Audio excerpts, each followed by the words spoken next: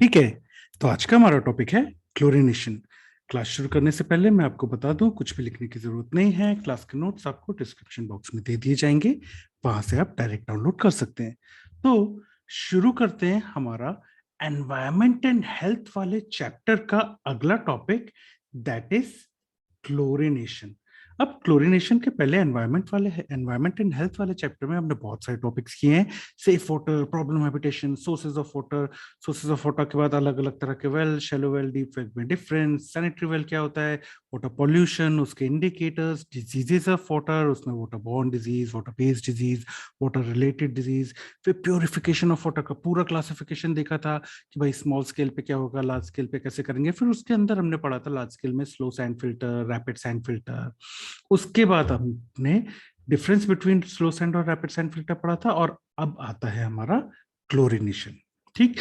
तो ये सारे टॉपिक्स जो हैं, ये आप एनवायरमेंट एंड हेल्थ में वाटर वाला जो पार्ट है उसमें आप देख सकते हो। चैनल की प्लेलिस्ट खोलेंगे, प्लेलिस्ट के अंदर एनवायरमेंट एंड हेल्थ की प्लेलिस्ट खोलेंगे तो ये सारे वीडियोस उनके नोट्स के साथ आपको मिल जाएंगे। ठीक।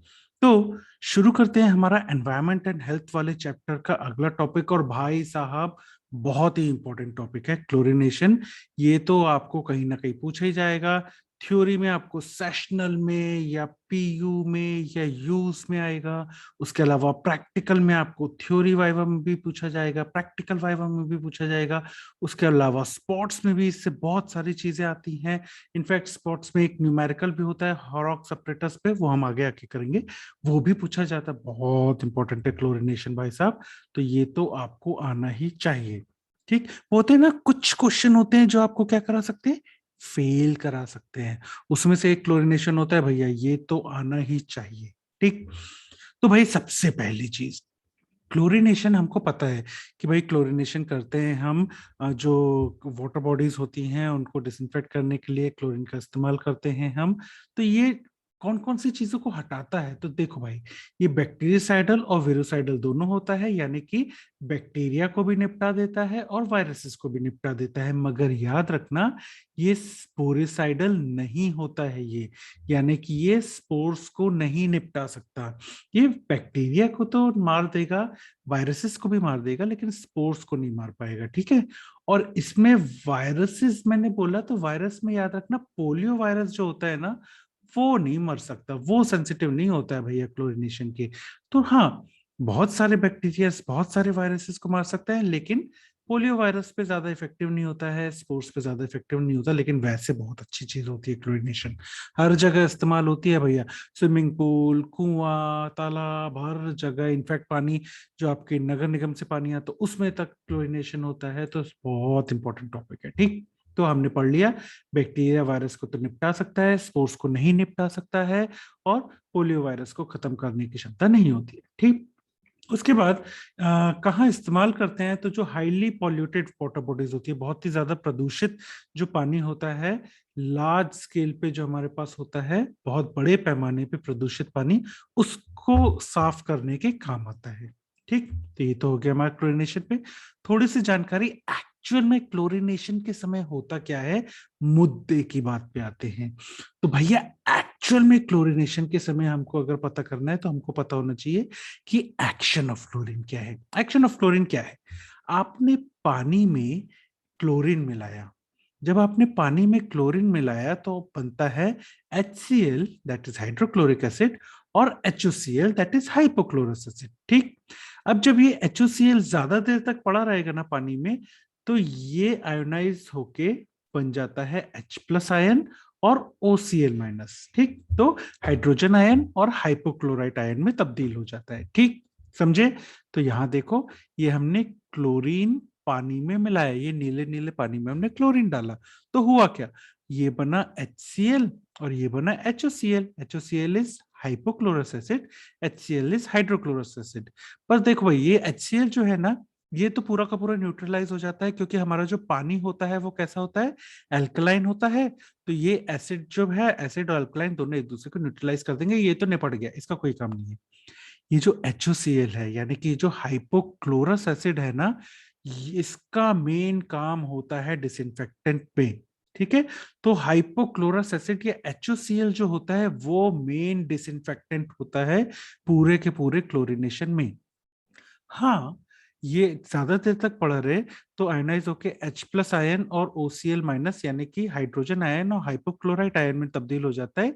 ये हाइपोक्लोराइट आयन का भी ना थोड़ा बहुत डिसइंफेक्टेंट एक्शन होता है, थोड़ा बहुत याद रखना, ज्यादा नहीं। तो मेन डिसइंफेक्टेंट एक्शन किसका है? तो मेन डिसइंफेक्टेंट एक्शन आपका हाइपोक्लोरस एसिड का है। ठीक, ये जो HOCl है इसका मेन डिसइंफेक्टेंट एक्शन है, हाइपोक्लोरस एसिड का मेन डिसइंफेक्टेंट एक्शन है। समझ गए?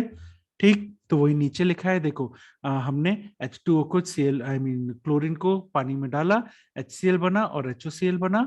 जो HCl है वो न्यूट्रलाइज हो जाता है, यानी कि हाइड्रोक्लोरिक एसिड न्यूट्रलाइज हो जाता है पानी की एल्कलिनिटी की वजह से। ये जो HOCl है यानी कि जो हाइपोक्लोरस एसिड है, ये मेन डिसइंफेक्टेंट एक्शन होता है इसका। As a hypochlorous acid main disinfectant action होता है। थोड़ा बहुत डिसइंफेक्टेंट एक्शन हमारा हाइपोक्लोराइट आयन का भी होता है, OCl- का, लेकिन मेन जो है वो हाइपोक्लोरस एसिड का है। ये गांठ बांध दो। ठीक, अब ये तो हमने समझ लिया कि डिसइंफेक्शन जब हम करते हैं या क्लोरीनेशन करते हैं तो क्या होता है, मगर कुछ चीजें हैं जो इफेक्ट कर सकती हैं क्लोरीनेशन को हमारे। सबसे इंपॉर्टेंट है पीएच, कि भैया पानी का पीएच जो होता है वो 7 के आसपास होता है ना, तो बेस्ट डिसइंफेक्टेंट रिएक्शन मिलता है हमको क्लोरीन से। मगर अगर यही पीएच 8.5 से ज्यादा हो जाएगा तब क्या होगा?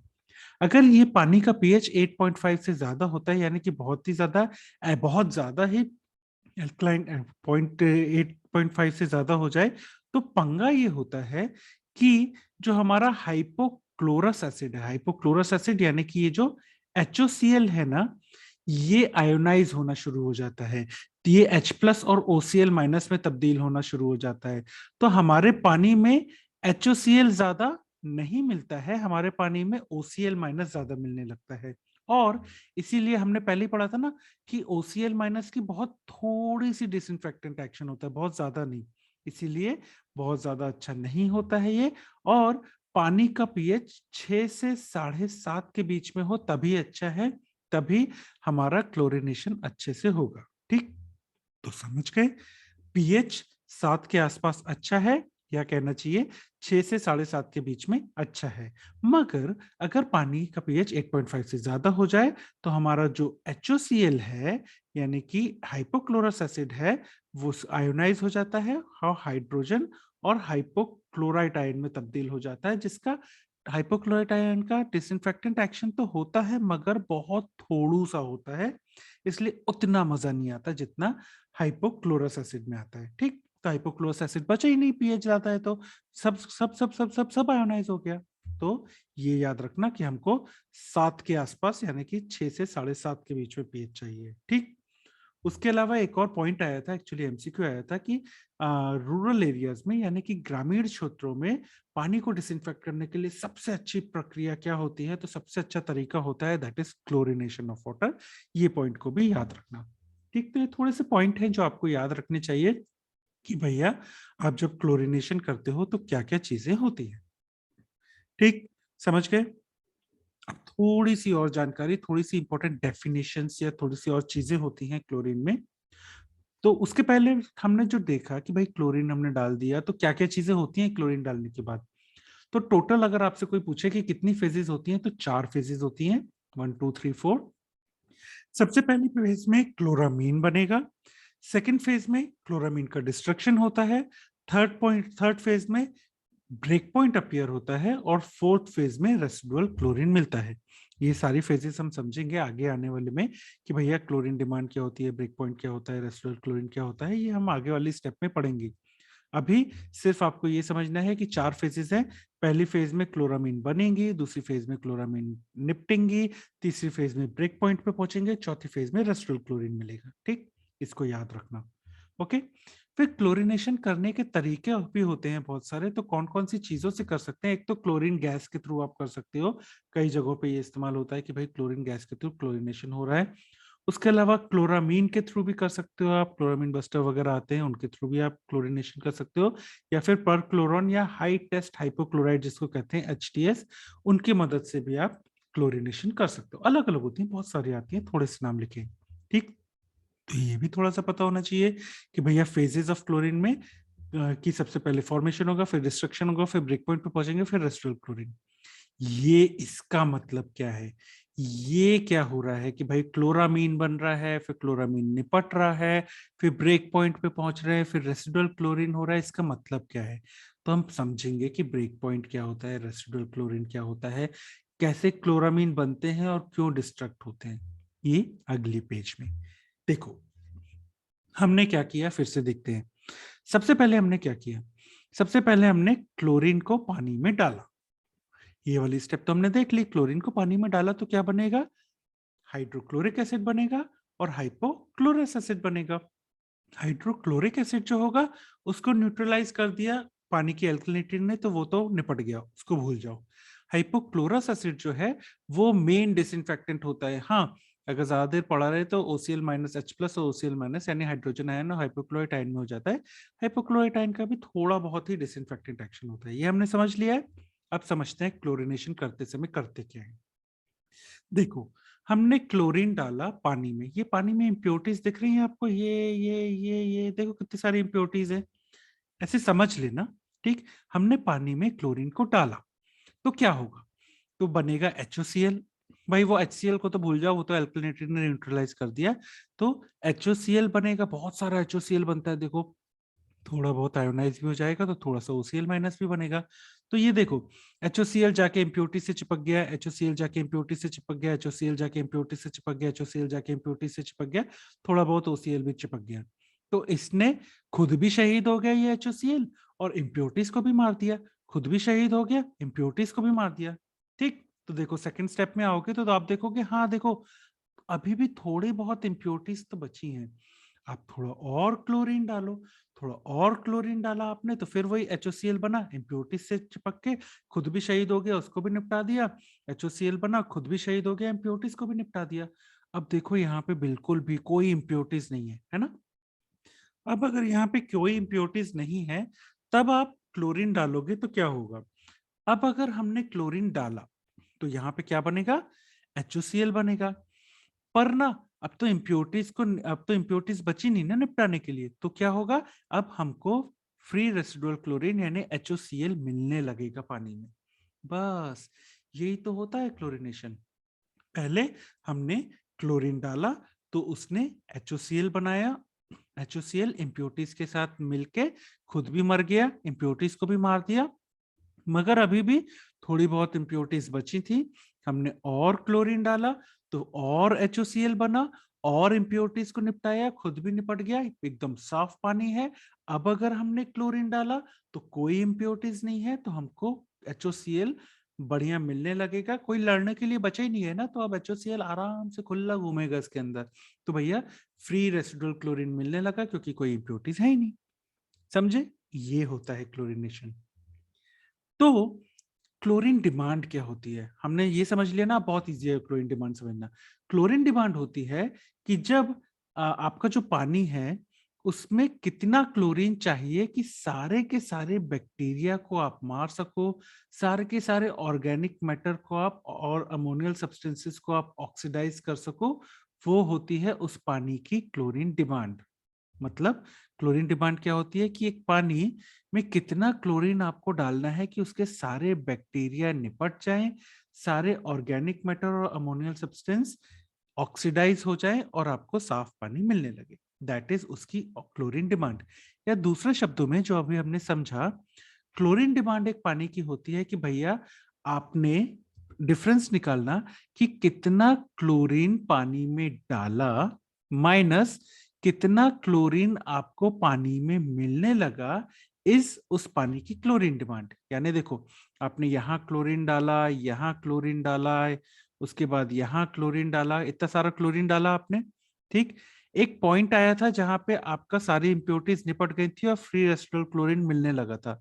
तो ये तीनों अमाउंट को प्लस कर दो और जो एक्स्ट्रा बचा हुआ है उसको माइनस कर दो, that is your chlorine demand. यानी कि शुद्ध हिंदी भाषा में बात करें, कितना क्लोरीन हमारे पानी को चाहिए कि उसकी सारी इम्प्योरिटीज, सारी बैक्टीरिया, सब कुछ निपट जाए, दैट इज उस पानी का क्लोरीन डिमांड। ठीक, तो वही लिखा है कि क्लोरीन डिमांड होता है डिफरेंस निकालना, कितना क्लोरीन आपने पानी में ऐड किया और कितना फ्री रेसिडुअल क्लोरीन आपको पानी में मिल रहा है लगभग 1 घंटे का कांटेक्ट पीरियड देने के बाद। ठीक, अब ब्रेक पॉइंट क्या होता है? ब्रेक पॉइंट भी हमने जब समझा था तो वो आया था। ब्रेक पॉइंट होता है कि जब पानी की पूरी क्लोरीन डिमांड पूरी हो चुकी है और अब पानी में कोई भी इम्प्योरिटीज नहीं बची है, उसके बावजूद जब आप क्लोरीन उसमें ऐड करते हो, तो क्योंकि ब्रेक पॉइंट अचीव हो गया है, सारे के सारे इम्प्योरिटीज निपट गई हैं, तो हमको फ्री रेसिडुअल क्लोरीन मिलने लगता है। दैट इज उस पानी का ब्रेक पॉइंट। यहाँ पे क्या था पानी का ब्रेक पॉइंट? ये देखो, हमने क्लोरीन डाला था, इम्प्योरिटीज थी तो सारा HOCl बना, इम्प्योरिटीज को निपटा दिया, फिर भी थोड़ी सी इम्प्योरिटीज बची थी, ये इम्प्योरिटीज को निपटाने के लिए हमने और क्लोरीन डाला, और क्लोरीन डाला तो देखो सारी की सारी इम्प्योरिटीज निपट गई हैं। अब अगर हम क्लोरीन डालेंगे तो हमको फ्री रेसिडुअल क्लोरीन मिलेगा, यानी कि भाई साहब ये है आपका ब्रेक पॉइंट कि अब अगर, क्योंकि कोई इम्प्योरिटीज नहीं बची हैं, क्लोरीन डिमांड पूरी हो चुकी है, अब अगर आपने क्लोरीन डाला तो आपको फ्री रेसिडुअल क्लोरीन मिलने लगेगा, क्योंकि यहाँ पे आपकी क्लोरीन डिमांड पूरी हो चुकी थी, सारी इम्प्योरिटीज निपट चुकी थी। तो अब अगर आप क्लोरीन डालते हो तो आपको एक्स्ट्रा या फ्री रेसिडुअल क्लोरीन मिलने लगता है, और इस पॉइंट को आप कहते हो ब्रेक पॉइंट, कि भैया ब्रेक पॉइंट हो गया है, क्लोरीन डिमांड पूरी हो चुकी है। ठीक, तो जब आपको फ्री रेसिडुअल क्लोरीन मिलने लगे तो आपको वो फ्री रेसिडुअल क्लोरीन के साथ पानी को लगभग 1 घंटे तक छोड़ देना चाहिए, जिससे कि अलग से अगर कोई थोड़े बहुत ऊपर ऊपर नीचे से कहीं से भी इम्प्योरिटीज आ जाए, बैक्टीरिया और वायरस थोड़े बहुत कहीं कोने में बचे हो तो उनको भी निपटा दे। और इसीलिए कॉन्टैक्ट पीरियड इंपॉर्टेंट होता है। कॉन्टैक्ट पीरियड क्या होता है कि जब फ्री रेसिडुअल क्लोरीन आपको पानी में मिलने लगे तो आपको एटलीस्ट 1 घंटे तक उस पानी को छोड़ देना है, कि अगर और कोई बैक्टीरिया, वायरस वगैरह कहीं ना कहीं से आ जाए या मिल जाए, उसको भी वो निपटा दे। समझ गए? तो ये 3 डेफिनेशन इस डायग्राम से आपको समझ में आ जानी चाहिए। ठीक, फिर से समझते हैं। आपके पास एक पानी है जिसमें बहुत सारी इम्प्योरिटीज हैं, आपने उसमें क्लोरीन डाला, जब क्लोरीन डाला तो आपको HOCl मिलने लगा, HOCl आया तो उसने इम्प्योरिटीज को निपटा दिया, थोड़ा बहुत OCl भी आया था, खुद भी निपट गया, इम्प्योरिटीज भी निपट गई, मगर उसके बाद आपने फिर से क्लोरीन डाला पानी में, क्योंकि थोड़ी बहुत इम्प्योरिटीज बची थी तो फिर से HOCl बना, फिर से बाकी बची हुई इम्प्योरिटीज को निपटा दिया।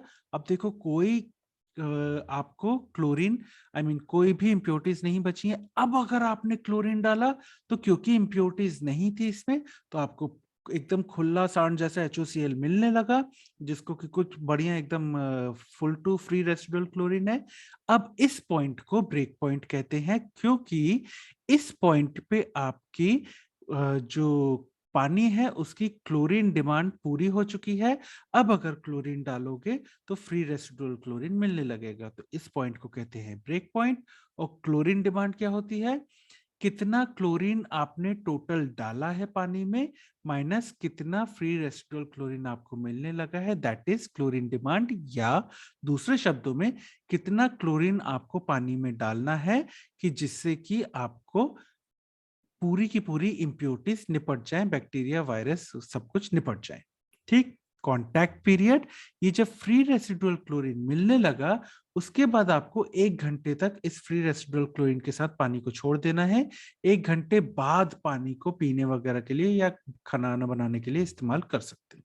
ठीक, तो this is your contact period. समझ गए? तो ये 3 डेफिनेशन भाई साहब बहुत इंपॉर्टेंट है, क्लोरीन डिमांड, ब्रेक पॉइंट और कॉन्टैक्ट पीरियड, ये पता ही होनी चाहिए। अब हम बार बार बोल रहे थे कि free residual chlorine, free residual chlorine, तो ये फ्री रेसिडुअल क्लोरीन मिलना कितना चाहिए ये भी इंपॉर्टेंट है। ठीक है, तो आपको पता होना चाहिए कि रिकमेंडेड लेवल कितना होता है फ्री रेसिडुअल क्लोरीन का पानी में। पहली चीज तो याद रखना, इस पे आपको एक क्वेश्चन आया है, क्योंकि हम मिलीग्राम में ही बात करते हैं तो कभी कभी PPM में क्वेश्चन आ जाता है, तो याद रखना 1 milligram is equals to 1 ppm। ठीक है, तो 1 मिलीग्राम पर litre equals to 1 ppm।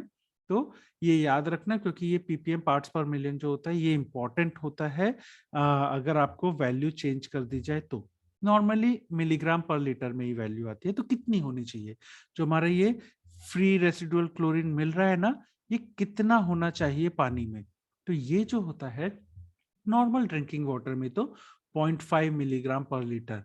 Star question है ये, कहीं ना कहीं पूछा जाएगा, चाहे एमसीक्यूज में, चाहे तो आपको ट्रू और फॉल्स में, चाहे तो आपको वाइवा में कि भैया पानी में फ्री रेसिडुअल क्लोरीन कितना होना चाहिए। तो 0.5 मिलीग्राम पर लीटर 1 घंटे के बाद ही आपको याद रखना है, एकदम कंठस्थ होना चाहिए कि भैया नींद से भी कोई उठा के पूछे भाई बता बता बता ड्रिंकिंग वाटर में कितना फ्री रेसिडुअल क्लोरीन, आप नींद से उठा बोलो 0.5 मिलीग्राम पर लीटर, नींद में भी। ठीक है, बाकी चीजें उतनी याद रहे नहीं रहे, बाकी वैल्यूज यहाँ पे इतनी, लेकिन ये याद होना चाहिए। उसके बाद पोस्ट डिजास्टर वाटर बॉडीज, यानी कि मान लो कहीं पे कोई डिजास्टर वगैरह हुआ है, मान लो वहां पे फ्लड्स वगैरह आ गए हैं, तो उसके बाद पानी में आपको पानी का क्लोरिनेशन करना है तो कितना फ्री रेसिडुअल क्लोरीन छोड़ना चाहिए। याद है हमने डिजास्टर मैनेजमेंट वाले चैप्टर में भी पढ़ा था कि डिजास्टर, किसी भी डिजास्टर के बाद सबसे मोस्ट कॉमन डिजीज कौन सी होती है, तो वो गैस्ट्रोएंटराइटिस देखने को मिलती है हमको। और इसीलिए हमको सबसे पहला काम करना चाहिए पोस्ट डिजास्टर की वहां की जो वाटर बॉडीज है उनका क्लोरिनेशन करना चाहिए। आप चाहो तो चैनल की प्लेलिस्ट खोल के डिजास्टर मैनेजमेंट वाला चैप्टर खोलोगे तो वहां पे डिजास्टर मैनेजमेंट वाली प्लेलिस्ट के अंदर आपको ये चीजें मिल जाएंगी। तो डिजास्टर के बाद आपको वाटर बॉडीज में एटलीस्ट 0.7 मिलीग्राम पर लीटर का क्लोरीन तो आपको उसमें छोड़ना ही चाहिए। तो नॉर्मल हम जितना रखते हैं ना उससे थोड़ा सा ज्यादा रख रहे हैं, ठीक। तो 0.7 मिलीग्राम पर लीटर आपको छोड़ना है। ओके, डिजास्टर के बाद अब स्विमिंग पूल वगैरह जो होता है वहां पे कितना छोड़ना चाहिए, तो वहां पे करीब 1 मिलीग्राम पर लीटर आपको स्विमिंग पूल में फ्री रेसिडुअल क्लोरीन रहना चाहिए। देखो थोड़ा थोड़ा बढ़ता जा रहा है, यहाँ पे डिजास्टर हुआ है, डिजास्टर हुआ है तो फ्लड्स फ्लड्स आ गए हैं, पानी बहुत गंदा रहेगा, तो नॉर्मल जितना होता है उससे थोड़ा सा ज्यादा रख दिया। अब स्विमिंग पूल है, स्विमिंग पूल में थोड़े से पानी में बहुत सारे लोग नहाते रहते हैं, बहुत सारे लोग, गंदा होने का चांसेस बहुत ज्यादा होता है, इसलिए थोड़ा और ज्यादा डाल दिया, दैट इज 1 मिलीग्राम पर लीटर। इसलिए तो बोलते हैं ना कि भैया स्विमिंग पूल से जब आप निकलते हो तो शावर ले लेना चाहिए, क्योंकि पूरी बॉडी में क्लोरीन क्लोरीन क्लोरीन क्लोरीन हो जाता है। इसीलिए बोलते भी है कि स्विमिंग पूल से निकलने के बाद आपको ही फील हुआ होगा ना थोड़ा सा एकदम वो वाइट वाइट सा पाउडर लगा रहता है, अगर सूख जाए तो वो क्लोरीन ही है। तो इसीलिए बोलते हैं कि भैया स्विमिंग पूल से निकलने के बाद शावर ले लो, क्योंकि उसमें क्लोरीन, मतलब क्लोरीन का जो कंसंट्रेशन होता है थोड़ा कंसंट्रेटेड अमाउंट में होता है, 1 मिलीग्राम पर लीटर। जितना चाहिए उससे लगभग दुगना होता है, पीने में जितना चाहिए उससे, इसीलिए बोलते हैं शावर ले लो। तो ये तो हमने देख लिया कि नॉर्मली ड्रिंकिंग वाटर में 0.5, पोस्ट डिजास्टर 0.7 और स्विमिंग पूल में 1। उसके अलावा मान लो कहीं पे एपिडेमिक फैला है, एपिडेमिक यानी कोई बीमारी बहुत ज्यादा फैल गई है किसी जगह पे, तब आपको वहां उस जगह पे, उन जगह पे पानी के रिसोर्सेज में कितना क्लोरीन छोड़ना है। तो जो पाइप्ड वाटर सप्लाई है ना, जो नगर निगम से पानी आता है उसमें तो उतना ही रहेगा, 0.5 मिलीग्राम पर लीटर, वो तो हमने देखा है। जो कुएं होते हैं, जो कुएं होते हैं उसमें कितना होना चाहिए, उसमें होना चाहिए 1 मिलीग्राम पर लीटर। और जो टैंकर्स होते हैं उसमें होना चाहिए 2 मिलीग्राम पर लीटर। तो इसको याद कैसे करेंगे, पी फॉर पाइप, तो पी फॉर 5, तो 5 यानी 5, तो 0.5 मिलीग्राम पर लीटर। वेल्स है, WELLS, तो ये क्या है, देखो एक दो दो एक दिख रहे हैं आपको, एक, तो 1 मिलीग्राम पर लीटर कुएं में होना चाहिए। और tankers, T for tankers, T for 2, तो टैंकर्स जो होते हैं उसमें 2 मिलीग्राम पर लीटर। ऐसा क्यों टैंकर में 2 मिलीग्राम क्यों किया, आपने देखा है ना, ये जो पानी के टैंकर्स होते हैं, सप्लाई होते हैं, जो बहुत थोड़ा थोड़ा पानी सबको मिलता है, तो बहुत कंसंट्रेटेड अमाउंट में आप बहुत ज्यादा क्लोरीन डाल के देते हो, क्योंकि वो लोग जाएंगे ये 1 बाल्टी 2 बाल्टी पानी को अपनी पानी की टंकियों में डाल देंगे तो वहां जाके डाइल्यूट हो जाएगा, इसलिए क्योंकि बहुत कंसंट्रेटेड अमाउंट में टैंकर में पानी जाता है, इसीलिए 2 मिलीग्राम पर लीटर। ठीक, और कुएं में 1 मिलीग्राम पर लीटर क्यों किया, जैसे कि हमने यहाँ स्विमिंग पूल में 1 मिलीग्राम पर लीटर किया था, क्योंकि बहुत सारे लोग कूद रहे हैं, नहा रहे हैं, खूब सारा यूज कर रहे हैं, भाई साहब वहां भी कुओं में भी यही पंगे होते हैं कि भैया कूदते हैं वो ना, पॉल्यूशन के लिए बहुत ज्यादा वो होता है कि बहुत जल्दी पॉल्यूट हो सकता है आपका कुआं वगैरह, तो इसीलिए 1 मिलीग्राम पर लीटर, क्योंकि वहीं पे नहा रहे हैं, बर्तन धो रहे हैं, मवेशियों को नहला रहे हैं, कपड़े धो रहे हैं, इसलिए भैया कुएं में भी थोड़ा कंसेंट्रेटेड रखना चाहिए। तो समझ गए, ड्रिंकिंग वाटर में 0.5, पोस्ट डिजास्टर वाटर बॉडीज में 0.7, स्विमिंग पूल में 1। अब अगर कहीं एपिडेमिक हुआ है तो पाइप वाटर सप्लाई में 0.5, एपिडेमिक हुआ है तो कुआं में 1, एपिडेमिक हुआ है तो टैंकर्स में 2 मिलीग्राम पर लीटर। ठीक, ये याद रखना, इन पे एमसीक्यूज आए हैं। और सबसे इंपॉर्टेंट है 0.5 मिलीग्राम पर लीटर ड्रिंकिंग वाटर, इसको तो नींद से भी कोई जगह है तो याद होना चाहिए। ठीक, उसके बाद ना रेसिडुअल क्लोरीन की बात करें अगर हम, या क्लोरीनेशन की बात करें, तो रेसिडुअल जर्मिसाइडल इफेक्ट आपको क्लोरीन में देखने को मिलता है। रेसिडुअल जर्मिसाइडल इफेक्ट क्यों देखने मिलता है कि आपने क्लोरीनेशन कर दिया ना, तो उस वक्त के अलावा बाद में भी अगर कोई बाहर से भी कंटेमिनेशन होता है तो भी इसमें इतनी क्षमता होती है क्लोरीनेटेड वाटर में कि उनको भी निपटा सके।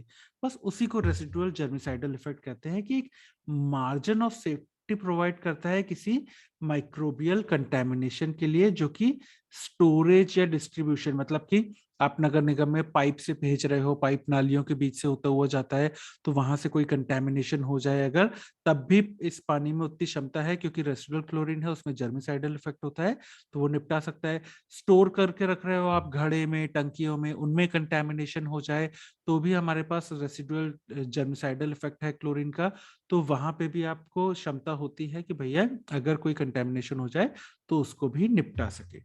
ठीक, तो याद रखना कि ये जर्मिसाइडल, रेसिडुअल जर्मिसाइडल इफेक्ट जो होता है ये क्लोरीन में होता है, बाकी कई चीजों में नहीं होता है। जैसे कि यूवी रेडिएशन, जो RO+UV हम यूज करते हैं, तो उसमें यूवी में से अगर आपने डिसइंफेक्ट किया है, अल्ट्रावायलेट रेडिएशन से डिसइंफेक्ट किया है, तो उसमें रेसिडुअल जर्मिसाइडल इफेक्ट नहीं होता है, यानी कि वो कंटेमिनेट हो सकता है। या आपने ओजोन से किया है पानी को डिसइंफेक्ट, तो भी उस पानी में बाद में कंटेमिनेशन होने के चांसेस होते हैं, क्योंकि उसमें भी जर्मिसाइडल इफेक्ट नहीं होता है। किसमें होता है, तो सिर्फ क्लोरीन में होता है आपका जर्मिसाइडल इफेक्ट, तो ये याद रखना। ठीक, ये समझ गए, रेसिडुअल जर्मिसाइडल इफेक्ट क्लोरीन में होता है और अल्ट्रावायलेट रेडिएशन या ओजोन में नहीं होता है। ठीक, तो ये तो हो गया आपका रेसिडुअल क्लोरीन के बारे में थोड़ा सा। अब थोड़ी सी और डेफिनेशन होती है, ब्रेक पॉइंट क्लोरीनेशन और सुपर क्लोरीनेशन, इनका मतलब क्या होता है ये समझ लेना। वो तो पूरा आपका क्लोरीनेशन हो गया। क्लोरीनेशन के अंदर हमने पढ़ लिया कि भैया कितनी फेज एक्शन ऑफ क्लोरीन क्या होता है, उसके बाद हमने पढ़ लिया फेजेस ऑफ क्लोरीन क्या है, action of chlorine, phases of chlorine के बाद हमने क्लोरीन डिमांड पढ़ लिया, ब्रेक पॉइंट पढ़ लिया और कॉन्टैक्ट पीरियड पढ़ लिया, और फिर फ्री रेसिडुअल क्लोरीन पढ़ लिया। ये सब क्लोरीनेशन के अंदर आएगा, ये सारे पॉइंट क्लोरीनेशन में आएंगे। उसके बाद एक थोड़ी सी और चीजें आपको पता होनी चाहिए, ब्रेक पॉइंट क्लोरीनेशन क्या होता है, सुपर क्लोरीनेशन क्या होता है। तो इसको थोड़ा सा अलग से समझना, क्लोरीनेशन के अलावा इसको समझना, ठीक है, इसको उसके अंदर नहीं समझना। ब्रेक पॉइंट क्लोरीनेशन क्या होता है कि भाई आपने जब क्लोरीन डाला पानी में तो क्लोरामीन्स बने, वो तो हमने देखा था, और फ्री रेसिडुअल क्लोरीन हमको मिलने लगा था। ठीक, वो हमको मिलने लगा था ना, यहाँ हमने क्लोरीन को डाला था तो हमको HOCl मिलने लगा था, और उसने इम्प्योरिटीज को निपटा दिया था। उसके बाद जब कोई इम्प्योरिटीज नहीं थी, फिर हमने क्लोरीन को डाला था तो हमको फ्री रेसिडुअल क्लोरीन मिलने लगा था, ये तो हमको पता है। अब हमने यहाँ पे क्लोरीनेशन अपना रोक दिया था, मगर अगर क्लोरीन डोज को आप इंक्रीज कर दो तो क्या होगा, अगर आप क्लोरीन डोज को इंक्रीज कर दो ना, तो यही रेसिडुअल क्लोरीन जो है ना ये कम होने लगेगा। क्यों, क्योंकि क्लोरामीन ही डिस्ट्रक्ट होने लगेंगे। अब देखो यहाँ पे आपको HOCl मिला हुआ है, अब यहाँ पे आपने क्लोरीनेशन को रोक दिया था, मगर अगर अभी भी आप होशियारी करोगे, अभी भी आप और क्लोरीन इसमें डालोगे ना, तो फिर ये जो क्लोरीन आप ऐड कर रहे हो ना, ये इसी HOCl को निपटाने लगेगा, तो आपका जो फ्री रेसिडुअल क्लोरीन है वो ही कम होने लगेगा। तो दैट इज कि आप और क्लोरीन डालोगे तो ये HOCl को और जो HOCl आपस में ही लड़के मर गए, तो ये और कम होने लगेगा। थोड़ी देर बाद जब फ्री रेसिडुअल क्लोरीन जो था वो पूरे फ्री रेसिडुअल क्लोरीन को उसने निपटा दिया है, उसके बाद वो फिर से फ्री रेसिडुअल क्लोरीन की मात्रा बढ़ने लगेगी। यहाँ पे कम होने लगी थी फ्री रेसिडुअल क्लोरीन की मात्रा, क्योंकि आप और क्लोरीन डाल रहे थे, तो जितना फ्री रेसिडुअल क्लोरीन है उसको जब उसने निपटा दिया, तो उसके बाद थोड़ी देर बाद फिर से फ्री रेसिडुअल क्लोरीन की मात्रा बढ़ने लगी। कोई देखो यहाँ पे लिखा है कि आपने क्लोरीन और ऐड किया तो फ्री रेसिडुअल क्लोरीन की मात्रा कम होने लगी, क्योंकि क्लोरामीन डिस्ट्रक्ट होने लगे। अब ये जो फॉल इन रेसिडुअल क्लोरीन है, ये जैसे जैसे आप डालते जाओगे वैसे वैसे कम होता जाएगा, कम होता जाएगा। फिर एक पॉइंट आएगा जब यही रेसिडुअल क्लोरीन फिर से बढ़ने लगेगा जैसे जैसे आप रेसिडुअल क्लोरीन डालोगे। तो उस पॉइंट को कहते हैं ब्रेक पॉइंट क्लोरीनेशन। समझ गए? लगभग वैसे ही है जैसा ब्रेक पॉइंट था, बस ये रेसिडुअल क्लोरीन जब मिलने लगा उसके बाद की स्टेप है। ठीक है, तो हम फिर से बता रहे हैं, आपके पास यहाँ पे HOCl मिलने लगा था, फ्री रेसिडुअल क्लोरीन मिलने लगा था, आपने और क्लोरीन डालना शुरू कर दिया, तो क्या हुआ, ये HOCl जो मिल रहा था और HOCl बना, आपस में निपटाने लगे, तो फ्री रेसिडुअल क्लोरीन कम होने लगा। अब एक फेज आई जब फ्री रेसिडुअल क्लोरीन भी पूरा खत्म हो चुका है, तब अगर आपने इसमें क्लोरीन डाला तो फिर से आपको इसमें HOCl मिलने लगेगा, यानी फिर से फ्री रेसिडुअल क्लोरीन मिलने लगेगा जैसे जैसे आप क्लोरीन डालोगे। इस पॉइंट को कहते हैं ब्रेक पॉइंट क्लोरीनेशन। ठीक है, तो लगभग वैसे ही है, लेकिन उसके बाद की स्टेप है। ठीक, तो ये जो रेसिडुअल क्लोरीन आपको मिलने लगेगा, ये जो होगा जब कंबाइंड क्लोरीन जो है पूरी तरह से डिस्ट्रॉय हो जाएंगे, और इस पॉइंट को हम ब्रेक पॉइंट कहेंगे। उसके बाद आपको जितनी क्लोरीन आपने ये डाली है उसको कहते हैं ब्रेक पॉइंट डोसेज। समझ गए? तो ब्रेक पॉइंट डोसेज क्या होती है कि जब रेसिडुअल क्लोरीन आपको मिलने लगे, कंबाइंड क्लोरीन पूरी तरह से निपट जाए, उस पॉइंट को कहते हैं ब्रेक पॉइंट, और ये सब करने में जितना क्लोरीन लगा उसको कहते हैं ब्रेक पॉइंट डोसेज। ठीक, तो लगभग वैसा ही है, उसी के जैसे याद रखना। ये ना थोड़ा सा कंफ्यूजिंग हो सकता है, इसीलिए इसको हमेशा मैं बोलता हूं इसको अलग से याद रखना, क्लोरीनेशन के साथ याद मत रखना। ठीक है, तो इसको याद करना हो करो। बहुत ज्यादा नहीं पूछा जाता है ब्रेक पॉइंट क्लोरीनेशन, तो उतना ज्यादा इंपॉर्टेंट नहीं है। आप चाहो तो सिर्फ ब्रेक पॉइंट को याद कर लो, इसको आप स्किप भी कर सकते हो, मगर पता होना चाहिए क्या होता है, इसलिए आपको बता दिया। ठीक, उसके बाद आता है सुपर क्लोरीनेशन। भाई सुपर क्लोरीनेशन क्या होता है? सुपर क्लोरीनेशन ना, पहले एक चीज याद रखना, पहली लाइन की, सुपर क्लोरीनेशन में आप डीक्लोरीनेशन भी करते हो। डीक्लोरीनेशन यानी कि एक्सेस ऑफ क्लोरीन को हटा देना। तो इसमें होता क्या है, इसमें क्या करते हो, आप पानी में खूब सारी क्लोरीन डालते हो।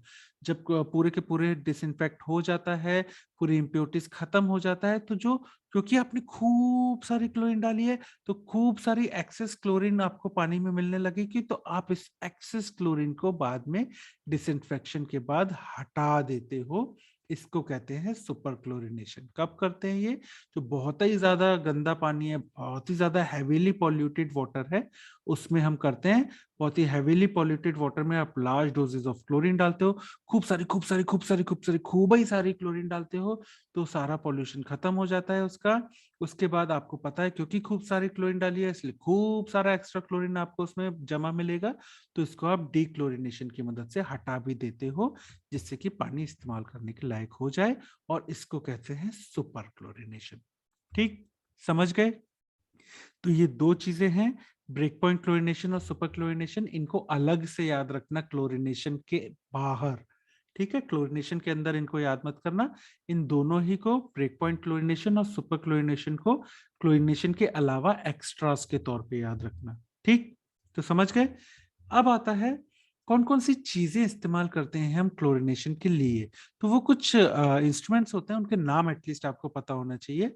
एक होता है हॉरॉक्स अपरेटस, ऐसे दिखता है आपके पास। उसमें जो इंडिकेटर्स होते हैं, जो आपके पास रॉक सॉल्यूशन होता है, आपके पास कप्स होते हैं, आपके पास स्टिरर होते हैं, आपके पास ग्लास रॉड होती हैं। ये सब हम आगे आने वाले, इस पे अलग से वीडियो है, उस पे हम समझेंगे। डिसइंफेक्शन ऑफ वेल वाला चैप्टर टॉपिक है, उसमें हम समझेंगे हॉरॉक्स अपरेटस क्या होता है। अभी सिर्फ फोटो देख लो, इस तरह का दिखता है। सभी के, आप सभी के PSM के म्यूजियम में हॉरॉक्स अपरेटस रखा होगा, वहां देख सकते हो। इसका मेन काम क्या होता है? पानी की क्लोरीन डिमांड निकालना। याद रखना, हॉरॉक्स अपरेटस पे न्यूमेरिकल भी आता है आपको स्पॉट्स में, तो ये भी हम सीखेंगे कैसे सॉल्व करते हैं। अभी सिर्फ इतना समझ लो, हॉरॉक्स ऑपरेटर्स पानी की क्लोरीन डिमांड निकालने के काम आता है कि कितना क्लोरीन चाहिए एक पानी की सारी इम्प्योरिटीज को निपटाने के लिए, दैट इज क्लोरीन डिमांड। उसको निकालने के लिए हम हॉरॉक्स ऑपरेटर्स का इस्तेमाल करते हैं। फिर आता है क्लोरीनेटर या क्लोरामीन। ये हमको पानी में क्लोरीन मिलाने के काम आता है। तो क्लोरीनेटर याद रख लेना, ये स्विमिंग पूल वगैरह में इन सब जगहों पे आपको दिख जाएगा क्लोरीनेटर। वहां पे ये किस काम आता है, पानी में क्लोरीन मिलाने के काम आता है। उसके बाद आता है क्लोरोस्कोप। क्लोरोस्कोप हम इस्तेमाल करते हैं फ्री रेसिडुअल क्लोरीन को नापने के लिए। ये ओटी है, ये ऑर्थोटोल्डीन रिएजेंट होता है, उसको हम डालते हैं पानी में जिससे कि हमको येलोइश कलर मिलता है। फिर ये येलोइश कलर जो होता है, ये क्लोरोस्कोप में ये अलग अलग शेड्स दिख रहे हैं आपको येलो के, तो इसके साथ यहाँ पे हम डालते हैं इस ट्यूब को और देखते हैं कि भैया 0.5 मिलीग्राम वाले येलो कलर हमको मिल रहा है कि नहीं। ठीक है, तो उसके लिए हम क्लोरोस्कोप का इस्तेमाल करते हैं। क्लोरोस्कोप में हम क्या करते हैं कि भैया ऑर्थोटोल्डीन डालते हैं, येलो कलर मिल जाता है। क्लोरीन में हमको पानी में हमको, तो उस येलो कलर को हम क्लोरोस्कोप में टेस्ट ट्यूब को डाल के यूज करते हैं कि भैया ये 0.5 मिलीग्राम वाला क्लोरोस्कोप हमको है कि नहीं है। ठीक है, तो ये 0.5 वाला येलो कलर मिल रहा है कि नहीं, ये हम चेक कर लेते हैं क्लोरोस्कोप की मदद से। तो फ्री रेसिडुअल क्लोरीन मेजर करने के लिए क्लोरोस्कोप का इस्तेमाल किया जाता है। अब यहाँ पे हमने एक चीज सीखी, क्योंकि ये क्लोरोस्कोप की टेस्टिंग किट में ही हमको ऑर्थोटोल्डीन आता है, तो फ्री रेसिडुअल क्लोरीन नापने के लिए टेस्ट भी होते हैं। वो टेस्ट कौन से होते हैं? वो टेस्ट मुख्यतः तो आपका जो होता है ना, वो होता है ऑर्थोटोलिडीन टेस्ट। ऑर्थोटोल्डीन टेस्ट क्या होता है? ऑर्थोटोल्डीन टेस्ट में हम क्या करते हैं कि हम 1 मिलीलीटर रिएजेंट लेते हैं, जो कि ऑर्थोटोल्डीन होता है 10% HCl में। ये रिएजेंट जो लेते हैं हम, उसको 1 ml ऑफ वाटर में डालते हैं। 1 मिलीलीटर वाटर में हम 1.1 मिलीलीटर ऑर्थोटोल्डीन रिएजेंट डालते हैं। जब ये डाल देते हैं ना, तो हमको पानी में येलो कलर मिलने लगता है। ठीक है, तो ये जो येलो कलर होता है, फिर इस येलो कलर को हम कलर टेस्ट से कंपेयर करते हैं कि भैया कितनी उसकी वैल्यू है। तो ये देखो, ये हमने पानी में ऑर्थोटोल्डीन रिएजेंट जो है, ये ऑर्थोटोल्डीन रिएजेंट हमने पानी में डाला तो हमको येलो कलर मिलने लगा। फिर हमने इस डिस्क की मदद से चेक किया कि क्या ये 0.5 मिलीलीटर 0.5 मिलीग्राम पर लीटर वाला येलो कलर है कि नहीं है। ज्यादा गाढ़ा हो जाएगा तो देखो ये 3.5 1, जितना ज्यादा ज्यादा डार्क येलो होता जाएगा मतलब उतना ज्यादा क्लोरीन है उसमें। तो हमको ना ये 0.5 वाला चाहिए रहता है ज्यादातर। ठीक, तो इस ऐसे हम ऑर्थोटोल्डीन टेस्ट करते हैं कि भैया आपने पानी लिया, उसमें ऑर्थोटोल्डीन रिएजेंट डाला, आपको यहाँ पे येलो कलर दिखने लगा, तो आप ये जो येलो कलर है ये इस डिस्क के साथ मैच करते हो। फिर आप देखते हो कि कितना उसमें फ्री रेसिडुअल क्लोरीन है। ये सेम अगर मिल गया आपको ये वाला येलो कलर, तो समझ जाओ 0.5 मिलीग्राम पर लीटर आपको मिल गया है। तो ऐसे आप टेस्ट करते हो कि कितना फ्री रेसिडुअल क्लोरीन है। मगर एक शर्त है, क्या है ना कि ऑर्थोटोल्डीन जो टेस्ट होता है, ये आपको दोनों बताएगा। ये आपको फ्री रेसिडुअल क्लोरीन भी बताता है, कंबाइंड भी। तो आपको अगर फ्री रेसिडुअल क्लोरीन पता करना है, जो कि हमको हमेशा वही पता करना होता है, तो आपको जो कलर चेंज है वो विद इन 10 सेकेंड्स, आपने ऑर्थोटोल्डीन रिएजेंट डाला, उसके विद इन 10 सेकेंड्स में आपको जो कलर मिल जाए ना, वो आपका फ्री रेसिडुअल क्लोरीन को बताता है। क्योंकि 15 से 20 मिनट बाद जो कलर चेंज हुआ है ना, वो फ्री रेसिडुअल क्लोरीन के अलावा कंबाइंड क्लोरीन से भी होता है। तो जो विद इन 10 सेकेंड्स आपको मिल रहा है, वो फ्री रेसिडुअल क्लोरीन आपको बताता है कितना है। और जो 15 से 20 मिनट बाद आपको कलर मिल रहा है, वो फ्री और कंबाइंड दोनों को मिला के आपको बताता है।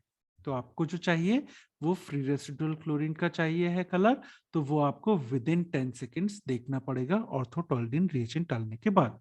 ठीक, तो आपने ऑर्थोटोल्डीन रिएजेंट पानी में डाला और झट से आपको येलो कलर मिल गया, तो विद इन 10 सेकेंड में देख लो क्या आपको ये वाला 0.5 वाला येलो का शेड मिला है कि नहीं।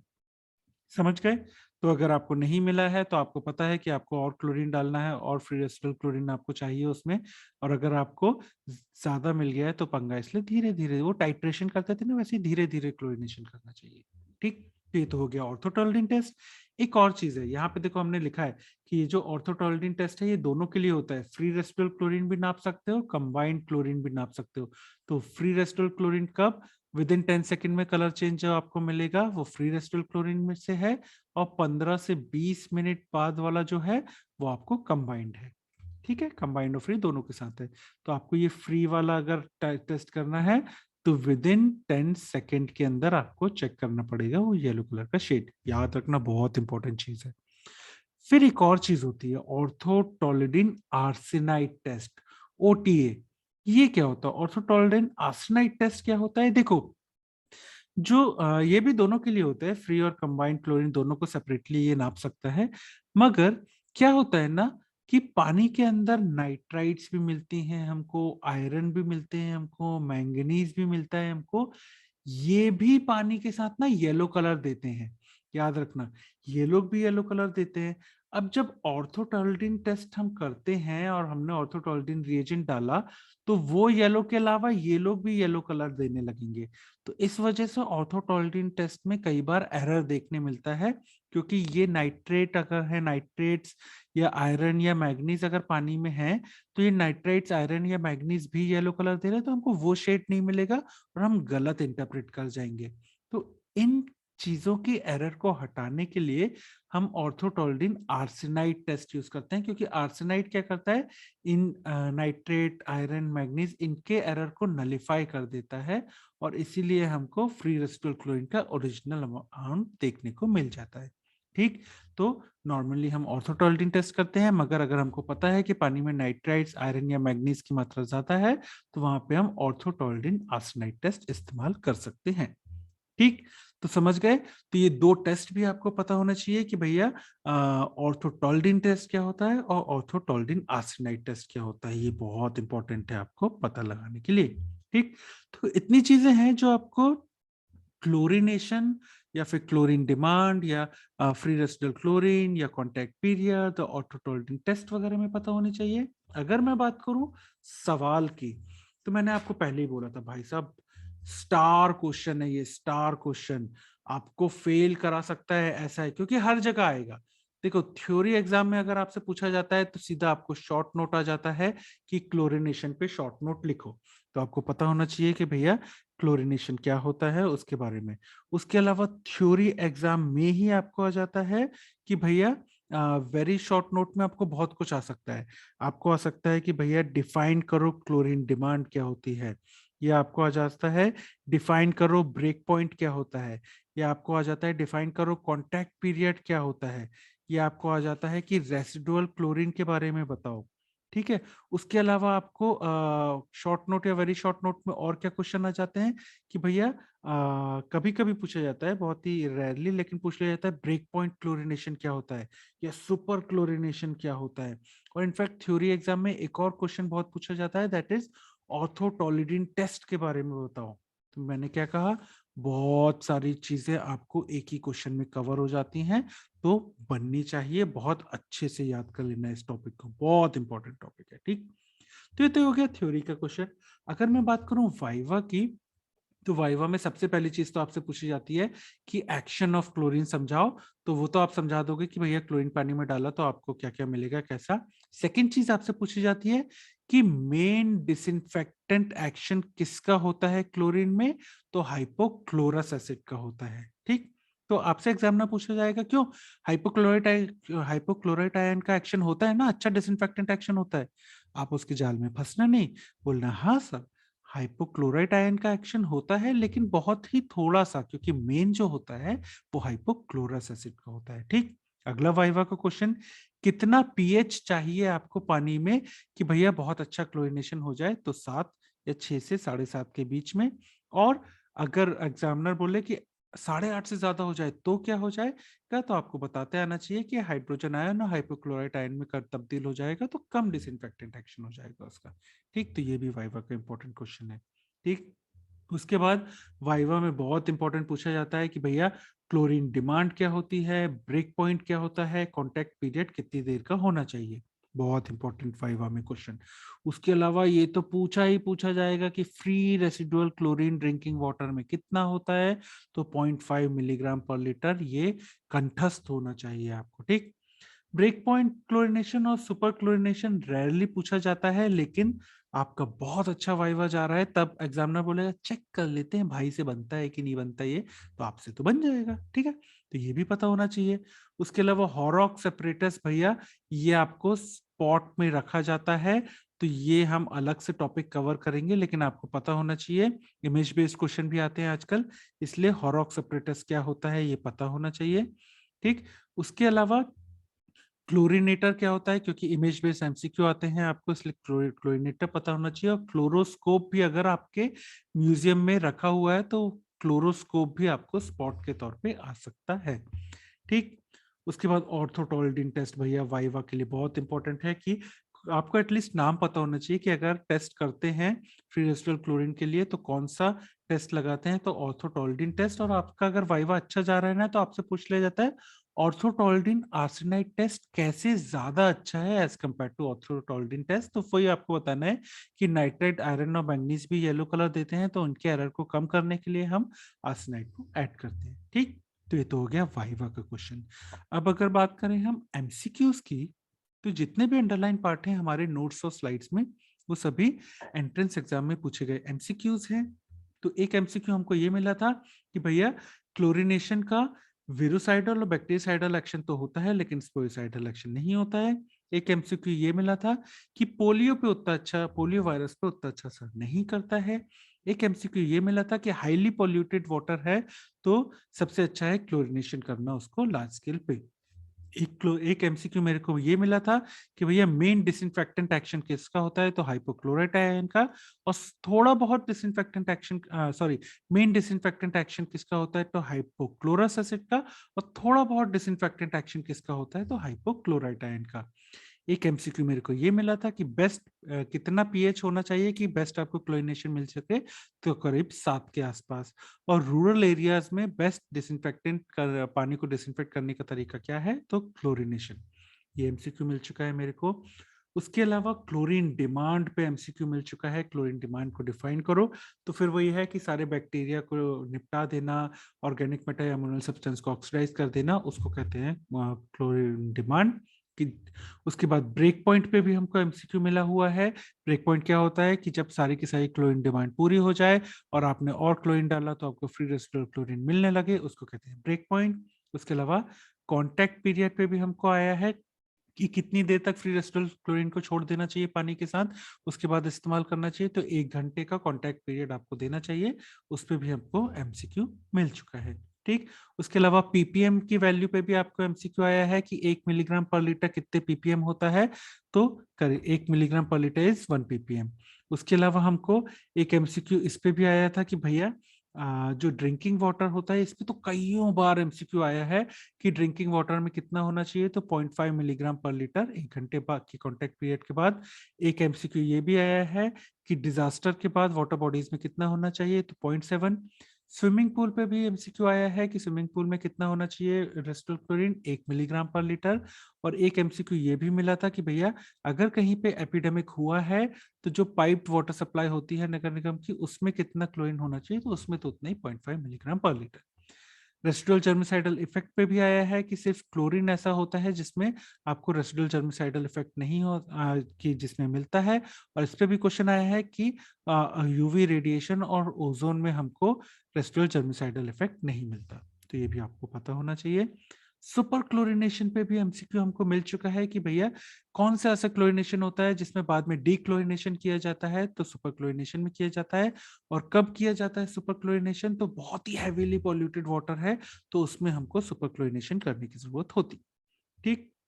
एक ऑर्थोटोल्डीन टेस्ट पे भी क्वेश्चन आया था कि ऑर्थोटोल्डीन टेस्ट जो होता है वो फ्री और कंबाइंड रेसिडुअल क्लोरीन दोनों के लिए होता है। और ऑर्थोटोल्डीन आर्सेनाइड टेस्ट जो होता है उसमें क्या खासियत है कि दोनों को सेपरेटली मेजर कर सकता है, ठीक। समझ गए। तो इतनी चीजें हैं जो आपको क्लोरीनेशन में पता होनी चाहिए। क्लोरीनेशन के अंदर एक्शन ऑफ क्लोरीन में पता होना चाहिए, chlorine demand, break point, contact period, free residual chlorine, break point chlorination, super chlorination, orthotolidine test, ये सारी चीजें आपको एटलीस्ट और क्लोरिनेशन में पता ही होनी चाहिए। Thank you.